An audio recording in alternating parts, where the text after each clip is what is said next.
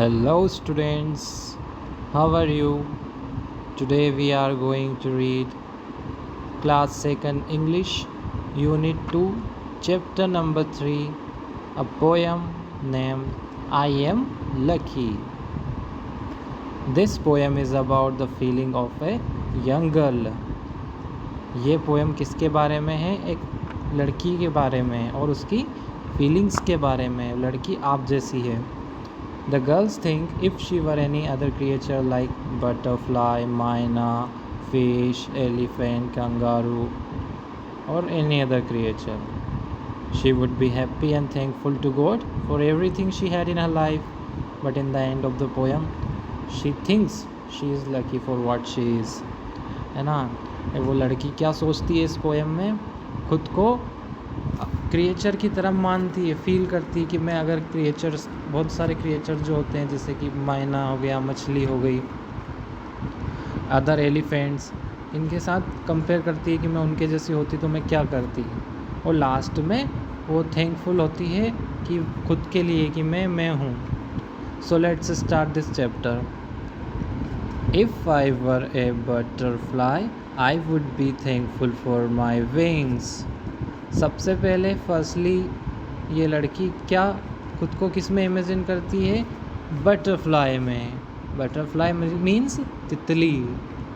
तो ये बोलती है कि काश मैं अगर बटरफ्लाई होती तो मैं धन्यवाद देती भगवान को। किस लिए? For my wings. तितली की सबसे अच्छी चीज़ क्या होती है? उसके पंख, है ना, उसके विंग्स, क्योंकि वो बहुत ही ज़्यादा कलरफुल होते हैं, है ना। तो फर्स्ट 3 लाइंस का मीनिंग है कि काश मैं अगर बटरफ्लाई होती तो मैं गॉड की थैंकफुल होती। किस लिए? मेरे विंग्स के लिए। If I were a myna in a tree I would be thankful that I could sing. अगर मैं मैना होती जो कि ट्री पर बैठी रहती है, पेड़ों पर बैठी रहती है, मैं गॉड का शुक्रिया करती, धन्यवाद देती। आई would be thankful that I could सिंग। क्यों देती? क्योंकि मैं गा सकती। मैना पक्षी आपने देखा होगा, नहीं देखा है तो ये फ़ोटो में आप देख सकते हैं। तो ये खुद को कंपेयर करती है मैना बर्ड से, है ना। इमेजिन करती है कि मैं मैना बर्ड होती तो मैं गॉड को थैंकफुल होती। किस लिए? सिंग करने के लिए, गा सकने के लिए।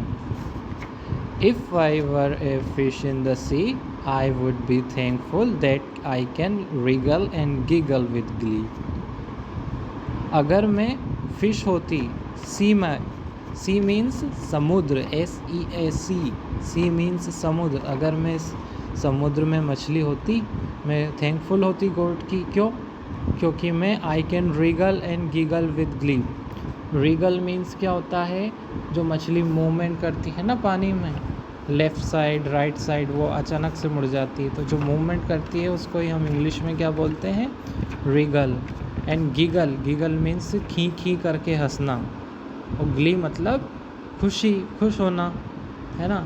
तो क्या बोल रही है लड़की कि अगर मैं फ़िश होती तो मैं फ़िश के जैसे पानी में मूवमेंट करती और खुश रहती। So I just think I am lucky to be me, not you but me. फिर ये लड़की कहती है लेकिन मैं खुद को भी लकी फील करती हूँ। क्यों? क्योंकि मैं हूँ, मैं आप नहीं हूँ। If I were an elephant I would be thankful that I can raise my trunk. अब लड़की क्या बोल रही है कि मैं अगर एलिफेंट होता तो मैं गॉड का थैंकफुल होता। क्यों होता? क्यों? ताकि मैं अपनी ट्रंक मीन्स क्या होती है? नाक। किसकी? एलिफेंट की, जिसको हम क्या बोलते हैं? सूंड। तो मैं अपनी सूंड को उठा सकता।